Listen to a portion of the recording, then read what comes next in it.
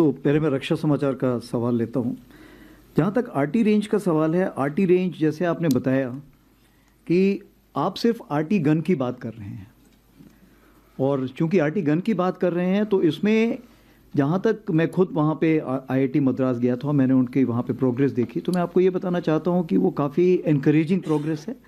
और अभी टाइमलाइन तो उसमें हम फिट नहीं कर सकते हैं क्योंकि टाइमलाइन बताना बहुत मुश्किल होता है, बट ये है कि काफ़ी प्रोग्रेसिव फीडबैक आया है और रैमजेट टेक्नोलॉजी जैसे ही आएगी हमें लॉन्गर रेंजेस मिलनी शुरू हो जाएंगी, और इस रैमजेट टेक्नोलॉजी को मार्टी गन्स पे फिर नहीं रोकेंगे। फिर जहाँ तक हमारे पिनाका जो हैं, तो पिनाका रॉकेट में भी अगर हम इसको लगा सकते हैं तो हमें इससे ज़्यादा रेंज मिलने का फ़ायदा होगा। और ये रैमजेट टेक्नोलॉजी ऐसी है कि आगे भी इस्तेमाल होती रहेगी। उसी प्रकार से डीआरडीओ भी इस टेक्नोलॉजी पे काफ़ी काम कर रहा है। तो मेरा तो सोच विचार ये है कि 2026 के सेकेंड हाफ में हमें इसमें काफ़ी सफलता हासिल हो जानी चाहिए। दूसरा आपका सवाल था जोरावर टैंक के बारे में। तो जोरावर टैंक अभी तक सिर्फ एक बनाया गया है जो कि हाई एल्टीट्यूड में अभी डिप्लॉयड है। उसमें कुछ कमी पेशी आई थी क्योंकि फर्स्ट टाइम ऐसा किया गया है, और हाई एल्टीट्यूड में चूंकि और भी नए फैक्टर्स आते हैं और इन सारी चीज़ों को फिर आपने रिपेयर करने के लिए नीचे लाना पड़ता है। तो चूंकि अभी वो नीचे नहीं आ सकता है तो एक दूसरा हजीरा में एक टैंक प्रोटोटाइप तैयार किया गया है जो कि अभी हम वेस्टर्न बॉर्डर्स में उसको ट्रायल्स के लिए भेज रहे हैं। तो कहने का ये मतलब है कि ये इसके काफ़ी हद तक इसका प्रोटोटाइप बन चुका है, बट जो छोटे मोटे जो इसके मेजर असेंबलीज हैं उसमें जो खामियां आती हैं उसको दूर करने में भी वक्त लगेगा, इसलिए इसमें टाइमलाइन फिक्स नहीं की जा सकती। लेकिन मैं ये देख रहा हूं कि 2029 के आसपास अगर इंडक्शन शुरू हो जाएगा तो उसका काफ़ी फायदा होगा। Then moving on to Shrinjay, you asked about the striker and the tank overhaul. So the striker is concern, it is one of the options we are looking at, because we need a platform. We should be able to utilize it very well in the northern front, and it should have all the capabilities in terms of protection, in terms of firepower, in terms of mobility. So if there is an Indian option to it, we will prefer to go for Indian option. If not, then definitely we are looking at other options also. Striker is also one of those. Coming on to the second factor, what you asked for is about the tank overhauling. So what we understand that because of the force majeure factors, some spares which were required to be provided to the AVNL from the OEM could not come in time or got delayed. As a result, the overall has got some slippages. Secondly, AVNL did not have that much of capacity which we were supposed to be having. So this time what we have done, we have also taken the help of 505, the Army Base workshop which is there, and this workshop is also carrying out parallel repairs or the overhauls at this place also. So what we are looking at the PSU, we are looking at Army Base workshop, and if there is an industry which is ready to come forward and help us out, we will be surely ready to reach out to them and give them the contract also. But I can just assure you it does not affect in any way our operation efficiency, because we take this corrective action at the right point of time. It does not mean that the equipment is not usable in that particular time. As far as the quality is concerned, I do not have any reports of any quality. Some infirmities can always be there, which is something the corrections will take place, which is acceptable to us. Time slippages are there, yes, I agree with you, and we are taking corrective actions towards that side. Moving ahead, I think all three answered? All three have been answered. Okay, thank you. Sir, we are nearing the end. Probably we have got 3 more minutes. We'll take probably one question or two. Okay, one set. We can have 96, 88 and 165. 108. Okay, we'll come to that, ma'am. 96, where is 96? 96. Yes, Yeah. please ask. Sir, Krishna Mohan Sharma, Bharat express से।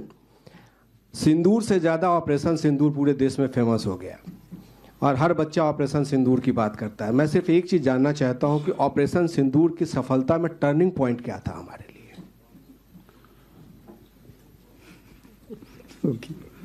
Okay, 88. या ऊपर दीजिए। Sir, Shikha Thakur from Bharat 24। Sir, हमने देखा है कि narratives की लड़ाई हो रही है और एक तरफ बॉर्डर पे वॉर चल रहा है, दूसरी तरफ हेडलाइंस और हैशटैग्स में।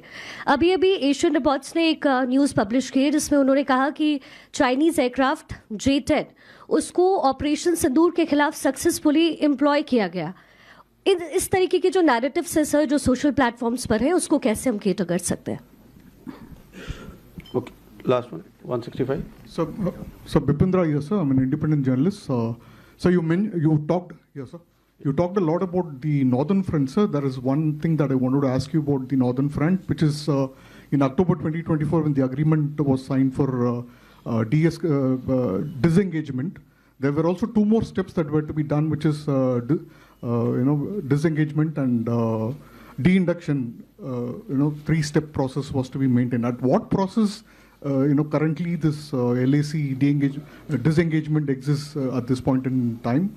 And also, sir, world over we are seeing that the conflict is drone-driven. Basically, the drones are, sort of shaping the battlefield, effects that happen.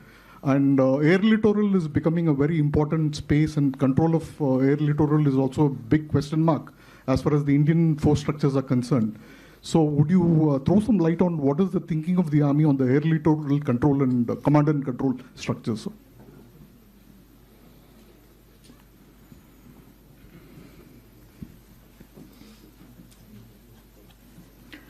So 88 Bharat 24, आपने पूछा था कि ये जो बहुत सारी खबरें आ रही हैं सोशल मीडिया में, इसको आप काउंटर कैसे करते हैं। जहाँ तक ये सवाल है, सबसे बड़ी चीज़ ये है कि बहुत सारी चीज़ों पे अगर आप ना भी रिएक्ट करें तो भी चल जाएगा, क्योंकि वो सोशल मीडिया पे ही रह जाएंगी। तो क्या होता है, प्रोफेशनल्स जो हैं इस चीज़ पे बहुत ज़्यादा ध्यान देते नहीं हैं। लेकिन अगर किसी चीज़ में सच्चाई है, अगर उसमें कुछ सच है, तो उसको हम फिर डिटेल में इन्वेस्टिगेट करेंगे, आइडेंटिफाई करेंगे, उसके काउंटर एक्शंस लेंगे। बट आज की तारीख पे ये जो साइकोलॉजिकल चलता है, ये इसको हम बोलते हैं सोशल मीडिया वॉरियर्स। इन वॉरियर्स के बीच में ही जो बिना तलवार के लड़ते हैं, वो बिना तलवार की लड़ाई वहीं पे सीमित रहे तो अच्छा है। काउंटर के लिए जो कार्रवाई थी उसके बारे में मैंने आपको पहले ही बताया, बहुत कुछ कार्रवाई हम कर रहे हैं और आगे आने वाले दिनों में करेंगे ही। जहाँ भी आपको डाउट होता है, आप हमारे सोशल मीडिया हैंडल पे या ADG स्ट्रैटकॉम को ट्वीट करके भेजिए, वो ज़रूर उसका जवाब देंगे और आपको सही चीज़ बताएंगे। रही बात हमारे अक्टूबर 24 का, आपने पूछा डिसएंगेजमेंट और डीएस्केलेशन के बारे में आपको क्या कहना है।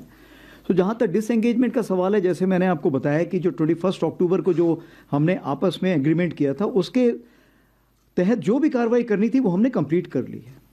अभी बात आती है कि इसको आगे कैसे बढ़ाया जाए। तो इसको आगे बढ़ाने के लिए जैसे मैंने आपको बताया कि WMCC है, आपने इंग्लिश में पूछा था, okay.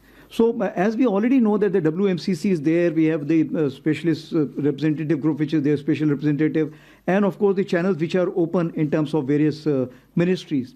So as a result, what has happened, these expert groups and the working groups have been made. Now we are waiting for the outcome of this expert group and working groups. As these expert groups and working group arrive at a particular logical synergistic solution, we will start kind of executing them on ground. So we are just awaiting those kind of instructions. This will take some time, and we are ready to wait. The second question which you had is drone and air littoral. So like I told you that 97% of the airspace as far as the air littoral is concerned is being used by the Indian Army. Therefore, it is mandatory for the Indian Army to look at how to control that.